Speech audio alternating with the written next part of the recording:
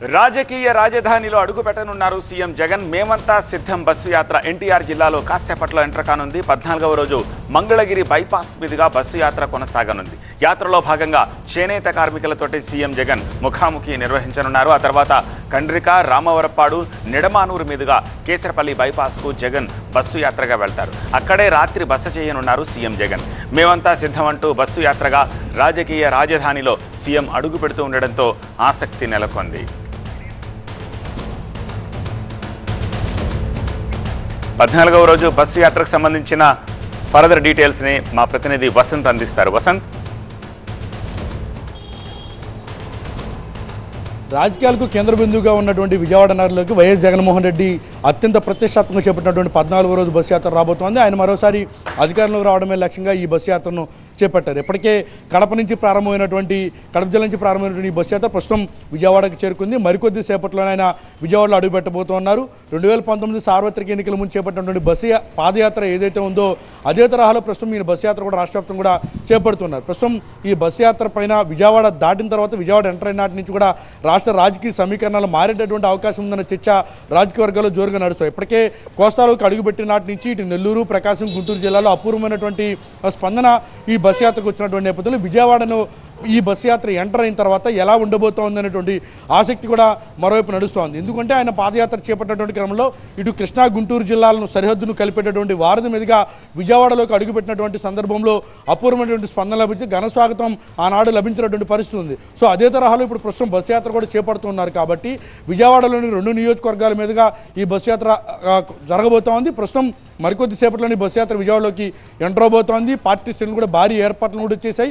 ఈరోజు విజయవాడలో ఉన్నటువంటి ఇటు తూర్పు అలాగే సెంట్రల్ నియోజకవర్గాలకు సంబంధించి మీదుగా ఈ యొక్క బస్సు యాత్ర కొనసాగబోతోంది. ఇక్కడి నుంచి నేరుగా గన్నవరం నియోజకవర్గంలోకి ఎంటర్ అవుతుంది. రాత్రికి గన్నవరం నియోజకవర్గం పరిధిలోని కేసరపల్లిలోనే ఆయన బస్సు అయిపోతున్నారు. సో మిగతా జిల్లాలకి సంబంధించి కంపేర్ చేసి చూసినటువంటి సందర్భంలో ఈరోజు విజయవాడకి ఎంటర్ అయినటువంటి సందర్భంలో చూస్తే కనుక రాజకీయాలకు కేంద్ర బిందువుగా విజయవాడ ఉంది. విజయవాడలో ఆయన బస్సు యాత్ర ఎంటర్ అయిన తర్వాత ప్రధానంగా రూపురేఖలు మారుతాయనేటువంటి ఒక చర్చ కూడా రాజకీయ వర్గాల్లో పెద్ద ఎత్తున నడుస్తోంది. సో ప్రస్తుతం విజయవాడలోకి అయితే బస్సు యాత్ర ఎంటర్ అవబోతోంది. భారీ ఏర్పాట్లు అయితే ఆ పార్టీ శ్రేణులు అయితే చేశాయి. రైట్ వసంత్. హ్యాట్రిక్ కొట్టేందుకు రెడీ అయిపోయారు Hindupur MLA cine hero Balakrishna. హిందూపురంలో 3వసారి ఎమ్మెల్యేగా టీడీపీ జెండా ఎగరవేయడమే కాదు, రాష్ట్రంలో కూటమి గెలిపే లక్ష్యంగా క్యాంపెయినింగ్ షురూ చేశారు. ఎన్నికల ప్రచారం అంటే ఇలాంటి ప్రచారం కాదు. స్వర్ణాంధ్ర సాకార యాత్ర పేరుతో రాష్ట్ర వ్యాప్తంగా బస్సు యాత్రకు శ్రీకారం చుట్టారైన కదిరి లక్ష్మీ నరసింహస్వామి ఆలయంలో పూజల తర్వాత బస్సు యాత్రను స్టార్ట్ చేశారు. బస్సు యాత్రతో కదిరి వచ్చిన ఆయనకు టీడీపీ శ్రేణులు, అభిమానులు పెద్ద ఎత్తున స్వాగతం పలికారు. ఆయనతో పాటు ప్రచారంలో పాల్గొన్నారు. ఈ ప్రచారంలో బాలకృష్ణ బస్సు స్పెషల్ అట్రాక్షన్ గా నిలిచింది. బాలయ్య అన్స్టాపబుల్ అంటూ బస్సుపై క్యాప్షన్ కూడా ఇచ్చారు. అలాగే టీడీపీ, బీజేపీ, జనసేన కూటమి లోగోను ముద్రించారు. మొత్తం బస్సును టీడీపీ కలర్ పసుపు రంగులో ముంచేశారు. అలాగే బస్సు మీద నరేంద్ర మోదీ, చంద్రబాబు, పవన్ కళ్యాణ్ ఫోటోలను అతికించారు. ఇదే అంశానికి సంబంధించి మరింత సమాచారాన్ని మా ప్రతినిధి నరేష్ అందిస్తారు. నరేష్,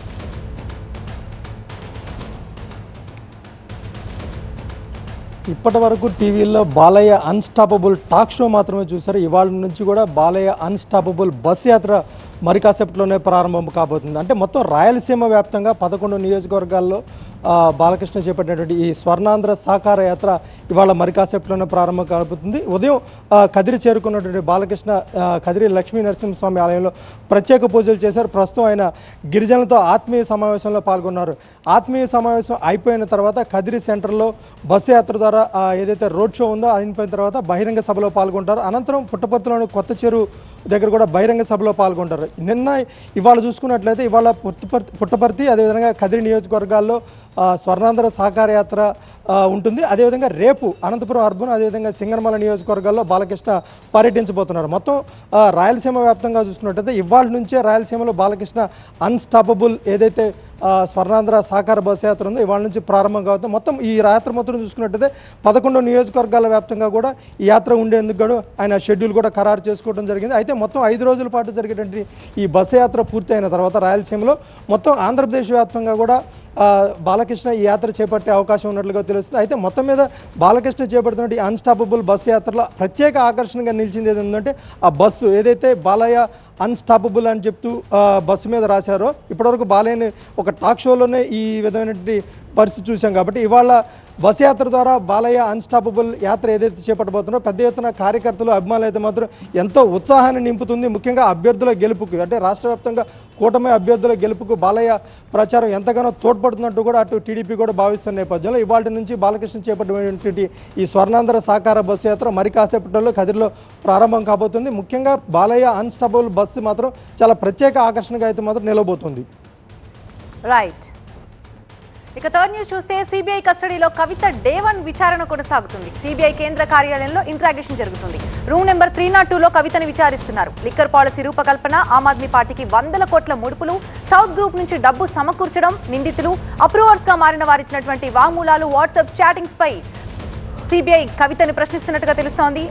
మౌఖికంగా, లిఖితపూర్వకంగా కూడా సీసీటీవీ ఫుటేజ్ పర్యవేక్షణలో సిబిఐ కవితను ప్రశ్నిస్తున్నారు. అయితే సిబిఐ కస్టడీలో కవితకి ప్రతి 48 గంటలకు ఒకసారి వైద్య పరీక్షలు కూడా జరుగుతున్నాయి. సిబిఐ కస్టడీలో ప్రతిరోజు సాయంత్రం 6 గంటల నుంచి 7 గంటల మధ్య కవితను కలిసేందుకు అటు న్యాయవాదిని, ఇటు కుటుంబ సభ్యులకి కూడా అనుమతిచ్చారు.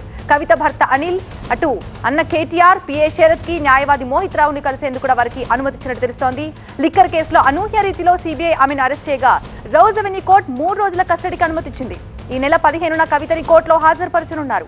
మరోవైపు అరెస్ట్, కస్టడీని సవాల్ చేస్తూ కవిత వేసిన పిటిషన్స్ ని కోర్టు కొట్టేసిన విషయం తెలిసిందే. మరింత సమాచారం మా అసోసియేట్ ఎడిటర్ మహాత్మా అందిస్తారు. మహాత్మా, సిబిఐ కస్టడీలో కవిత ఫస్ట్ డే ఎంక్వైరీ ఏ విధంగా కొనసాగుతుంది? పూర్తి అప్డేట్స్ ఏంటి?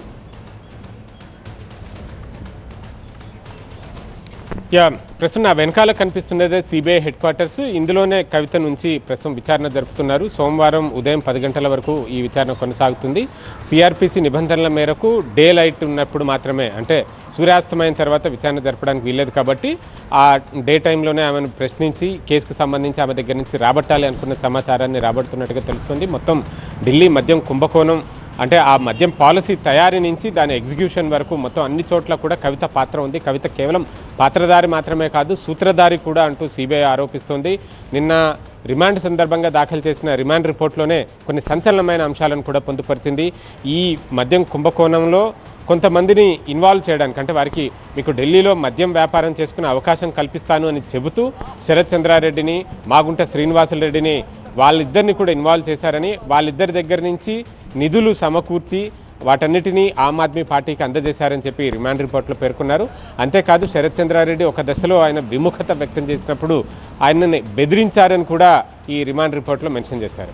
అలాగే లేని భూమిని, మహబూబ్ నగర్లో ఒక వ్యవసాయ భూమి ఉంది అన్న పేరు చెప్పి ఆ లేని భూమితో ట్రాన్సాక్షన్ జరిపి తన ఖాతాలోకి 14 కోట్ల రూపాయలు శరత్ చంద్రారెడ్డి దగ్గర నుంచి రప్పించుకున్నారు. ఇదంతా కూడా బ్యాంక్ ట్రాన్సాక్షనే జరిగిందని కూడా చెప్పారు. కాబట్టి వాటితో పాటు ఇంకా ఏమైనా అదనపు లావాదేవీలు ఉన్నాయా, లేకపోతే వారు ఆల్రెడీ సేకరించిన ఈ ఎవిడెన్సెస్ని కన్ఫ్రంట్ చేస్తూ కవిత ఏం చెప్తారు? ఎందుకంటే కవితని ఇదివరకు 2022లో ఒకసారి ప్రశ్నించారు, తర్వాత ఈడీ ప్రశ్నిస్తూ వచ్చింది. మళ్ళీ రీసెంట్గా ఫిబ్రవరి నెలలో సిబిఐ ఆమెను నిందితుల జాబితాలో చేర్చిన తర్వాత సిఆర్పిసి సెక్షన్ 41A ప్రకారం సమన్లు జారీ చేసినప్పటికీ ఆమె అప్పుడు విచారణకు హాజరు కాలేదు. ఆ తర్వాత ఈడీ అరెస్టు చేయడం, జ్యుడిషియల్ రిమాండ్లో భాగంగా ఆమె తిహార్ జైల్లో ఉన్న సమయంలో కవితను అరెస్టు చేస్తున్నట్లుగా సిబిఐ ప్రశ్నించింది. ఈ నెల 6వ తేదీన కోర్టు అనుమతి తీసుకుని మరీ జైల్లోనే ఉన్న కవితను ప్రశ్నించారు. అయినా సరే ఆశించిన సమాధానం రాలేదని, ఆమె విచారణకు సహకరించడం లేదు అని ఆరోపించారు. అందుకే కస్టోడియల్ ఇంట్రాగేషన్ అవసరమని భావిస్తున్నామంటూ వారు రిమాండ్ రిపోర్ట్ సందర్భంగా చేసిన వాదోపవాదాలు చెప్పుకుంటూ వచ్చారు. తాము సేకరించిన ఎవిడెన్సెస్తో కన్ఫ్రంట్ చేసి ఆమె దగ్గర నుంచి మరింత సమాచారాన్ని రాబట్టాల్సి ఉంది అంటూ చెప్పారు. కాబట్టి ఆ మేరకే ప్రస్తుతం విచారణ అంతా కూడా జరుగుతున్నట్టుగా తెలుస్తుంది. ఈ మొత్తం కేసులో సిబిఐ నమోదు చేసింది IPC and prevention of corruption act, ఈ 2 చట్టాల ప్రకారం కేసులు నమోదు చేశారు. కాబట్టి ఆ మేరకు కవిత పాత్ర ఎంత ఏంటి అనేది తెలుసుకునే ప్రయత్నాలు చేస్తున్నారు. కవితకు వ్యతిరేకంగా ఇప్పటికే చాలామంది సాక్ష్యాలు కూడా ఇచ్చారు, వాంగ్మూలాలు ఇచ్చారు. సో వాటిని బేస్ చేసుకుని కవితను ప్రశ్నిస్తున్నట్టుగా తెలుస్తుంది. Right, thank you Mahatma. హైదరాబాద్లోని చర్లపల్లి జైల్లో షాకింగ్ ఘటన చోటు చేసుకుంది. జైలు సిబ్బందిపై విచారణ ఖైదీలు తిరగబడ్డారు. డ్రగ్స్ కోసం ఆందోళన చేశారు. విషయం తెలుసుకున్న ఉన్నతాధికారులు అప్రమత్తమయ్యారు. ఆందోళనకు దిగిన 4 విచారణ ఖైదీల్ని అదుపులోకి తీసుకుని ప్రత్యేక బ్యారక్లోకి తరలించారు. ప్రతినిధి ప్రణీత మరింత సమాచారం అందిస్తారు. ప్రణీత, ఖైదీలు డ్రగ్స్ అడగడం ఏంటి, ఏం జరుగుతుంది? అలా ఖైదీల దాకా కూడా డ్రగ్స్ వస్తుందా? అయితే వీళ్ళందరూ కూడా గతంలో గంజాయి కేసులో అరెస్ట్ అయినటువంటి అక్యూజ్డ్ వీళ్ళందరూ. సో వీళ్ళని వివిధ జైల్లో ఉన్నటువంటి వీళ్ళందరినీ కూడా చెర్లపల్లి జైలుకి తరలించారు. సో ఇక్కడ వీరిని ఉంచినటువంటి క్రమంలో అంటే చెర్లపల్లిలో జైల్లో ఉన్నటువంటి మిగతా నిందితులతో పాటే ఈ గంజాయి బ్యాచ్లు కూడా ఉండటంతో వాళ్ళు చెలరేగిపోయారు. అక్కడ ఉన్నటువంటి తోటి ఖైదీలతో వాగ్వాదానికి దిగడం, సర్ది చెప్పడానికి వచ్చినటువంటి జైలు స్టాఫ్ పైన కూడా వీరు దురుసుగా మాట్లాడడంతో వీళ్ళ నలుగురు నిందితులను కూడా ఒక స్పెషల్ బ్యారాక్లో ఉంచారు. వీళ్ళు గతంలోనే డ్రగ్స్కి అడిక్ట్ అయి ఉన్నారు, గంజాయి సేవిస్తూ పలుమార్లు పోలీసులకు పట్టుబడ్డారు, రిపీటెడ్ అఫెండర్స్గా వీళ్ళు ఉన్నారు. కాబట్టి వీళ్ళ నలుగురిని కూడా మళ్ళీ ఫ్యూచర్లో తోటి నిందితులతో కావచ్చు, జైలు స్టాఫ్తో కావచ్చు గొడవ పడకుండా ఉండేందుకు స్పెషల్ బ్యారాక్లో అయితే వాళ్ళని ఉంచారు.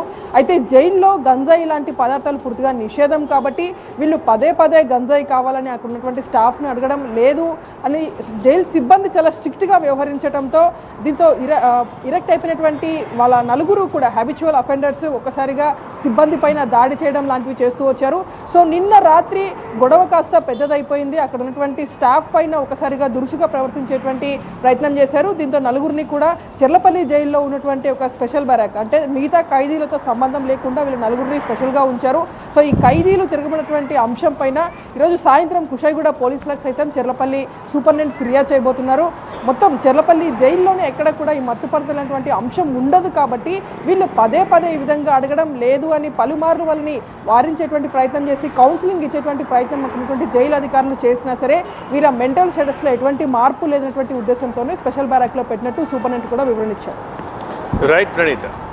రెడీగా మరొక ఎక్స్క్లూజివ్ వార్త. ఆదిలాబాద్ బీజేపీలో అంతర్గత పోరు బయటపడింది. బీజేపీ కార్యకర్తల సమావేశానికి ఎంపీ సోయం బాపురావు, మాజీ ఎంపీ రాథోడ్ డుమ్మా కొట్టారు. సీట్ విషయంలో అసంతృప్తిగా ఉన్న ఈ ఇద్దరు నేతలు గత కొన్ని రోజులుగా పార్టీ కార్యక్రమాలకు దూరంగా ఉంటూ వస్తున్నారు.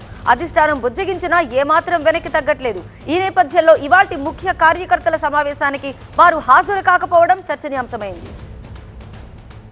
మా ప్రతినిధి నరేష్ మరింత సమాచారం అందించడానికి లైవ్ లో సిద్ధంగా ఉన్నారు. నరేష్, ప్రస్తుతం వీరు హాజరు కాకపోవడం ఎలాంటి సంకేతాలు ఇస్తోంది?